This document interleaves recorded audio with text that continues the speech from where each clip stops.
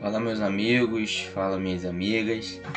É com muito prazer que mais uma vez eu venho aqui trazendo mais uma reflexão bíblica para você e espero que você já deixe o seu like, já deixe a sua inscrição. Se gostar do vídeo e achar que alguém também precisa ouvir essa mensagem, que você possa compartilhar para que mais pessoas sejam edificadas pela palavra de Deus. Hoje eu quero tratar do tema pensamentos. Isso mesmo, pensamentos. Muitas vezes nós temos muitos pensamentos e eles afloram a nossa vida. E eles determinam, assim, as ações e transformam de tal forma as nossas vidas. Eu quero ler uma passagem bíblica que se encontra em Filipenses, capítulo 4, verso 8 e 9, que vai dizer: finalmente, irmãos, tudo que for verdadeiro, tudo que for nobre, tudo que for correto, tudo que for puro, tudo que for amável, tudo que for de boa fama, se houver algo de excelente ou digno de louvor, pensem nessas coisas. Tudo que vocês aprenderam, receberam, ouviram e viram em mim, ponham-no em prática, e o Deus da paz estará com vocês.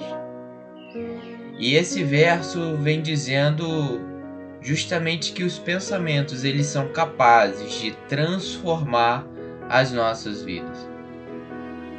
O apóstolo Paulo aqui nesses versos 8 e 9 vai dizer no finalzinho do 8, pensem nessas coisas.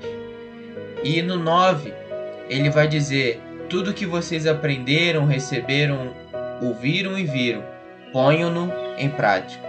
Então o apóstolo Paulo vai dizendo que primeiramente a gente precisa pensar nessas coisas para que depois nós possamos pôr em prática.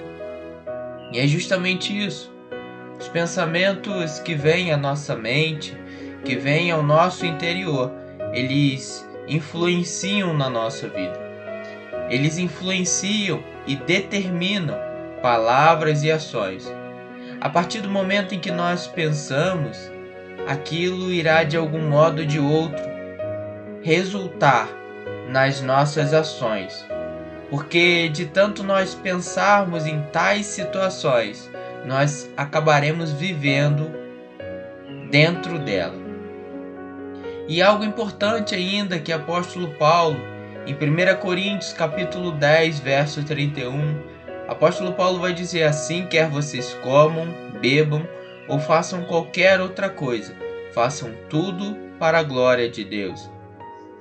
1 Coríntios capítulo 27, ao verso 29, vai dizer, mas Deus escolheu as coisas loucas do mundo para envergonhar as sábias. E escolheu as coisas fracas do mundo para envergonhar as fortes. Ele escolheu as coisas insignificantes do mundo, as desprezadas e as que nada são, para reduzir a nada as que são, para que ninguém se vanglorie diante dele. Algo importante que vem falando aqui nesses dois versos é que tudo é para a glória do Senhor. Tudo que nós fazemos, tudo que nós pensamos, precisa ser feito para a glória do Senhor. E aqui entra mais dois versos importantes que vai relatar sobre as árvores. Isso mesmo, árvores frutíferas.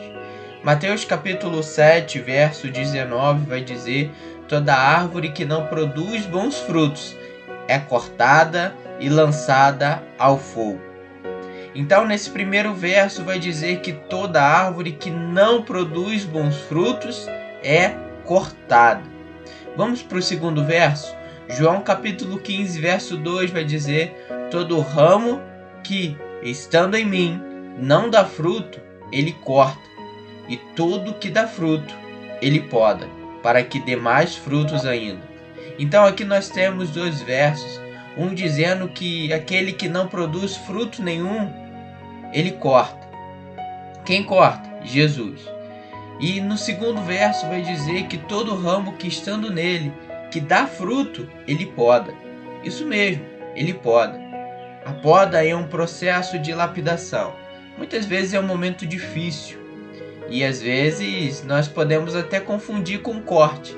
Mas se nós estivermos firmados nas promessas, estivermos firmados naquilo que o Senhor tem para nós, certamente nós reconheceremos que a poda é um momento de crescimento para cada um de nós.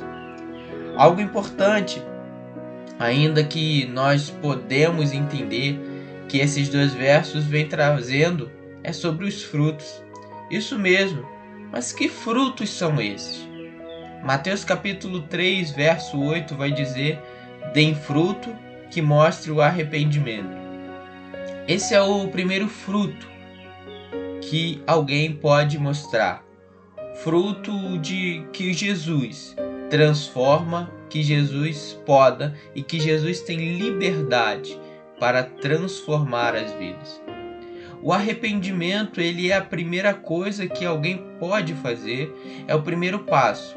Porque quando nós nos arrependemos dos nossos atos, das nossas falhas, nós justamente damos liberdade para que o Senhor entre, para que o Senhor faça a vontade dele. Arrependimento não é remorso, mas arrependimento é esquecer de tudo aquilo que você passou, sabendo que tem um Pai, sabendo que Deus, Ele perdoou, sabendo que Ele fez para que você pudesse passar por momentos difíceis agora, mas que resultariam em vitórias. E o segundo capítulo de Gálatas capítulo 5, verso 22 e 23 vai dizer: mas o fruto do Espírito é amor, alegria, paz, paciência, amabilidade, bondade, fidelidade, mansidão e domínio próprio. Contra essas coisas não há lei. E eu quero frisar aqui no finalzinho desse verso 23, que vai dizer que todas essas coisas, paz, amabilidade, alegria, bondade, fidelidade, mansidão, domínio próprio, essas coisas não há lei. Por quê? Você não é obrigado a fazer isso. Você não é obrigado, você não segue um rito a fazer isso. Para você ter paciência, paz, amabilidade, tudo isso é caráter, fruto do arrependimento. Fruto do arrependimento que o Senhor Jesus Cristo pôs na vida daquele arrependido. Interessante que algo mais à frente, o capítulo de Efésios, capítulo 5, verso 9, vai dizer: pois o fruto da luz consiste em toda bondade, justiça e verdade. Então, o que eu quero chamar a sua atenção aqui nesse momento é que esse capítulo de Efésios vai dizer que o fruto da luz consiste em bondade, justiça e verdade. E bondade, justiça e verdade não é uma obrigação, mas é um caráter que a pessoa tem, que a pessoa conquista com o passar do tempo. E esse caráter é fruto do arrependimento. Eu quero frisar bastante nessa palavra, porque é isso que o Senhor nos chama para fazermos. Amém? Quero ainda dar continuidade. Filipenses capítulo 2. Perdão, eu coloquei capítulo 2, mas não é capítulo 2, é capítulo 1. Verso 11 vai dizer: e toda língua confesse que Jesus Cristo é o Senhor, para a glória de Deus Pai. Esse é o alvo principal do Senhor Jesus. Que toda língua confesse que Jesus Cristo é o Senhor. Esse é o alvo. Esse é o objetivo que Ele quer. Esse é o objetivo. E tudo isso vem firmando numa frase que não é bíblica, mas é uma frase de John Wesley, que vai dizer: antes de Deus fazer uma obra através de nós, Ele precisa fazer uma obra em nós. Isso mesmo, Deus ele quer transformar as nossas vidas. Ele quer fazer as nossas vidas, fazer com que nós possamos chegar ao arrependimento, fazer em nós para depois fazer no outro, por meio de nós. Então, se você chegou ao ponto de se arrepender, se você chegou ao ponto de ter um caráter moral, ético, por conta do arrependimento, você já pode repassar isso para outras pessoas. Mas pessoas precisam ouvir isso, mas não só ouvir, pôr em prática. Mas como a palavra de Deus, ela dá liberdade ao ser humano, você fala e que exista sensibilidade nos corações das pessoas para que possa haver essa transformação. Que o Senhor Jesus te abençoe, que você fique na paz do Senhor e que todos os dias você possa mostrar que Deus ele tem transformado a sua vida. Fique na paz e que Deus te abençoe.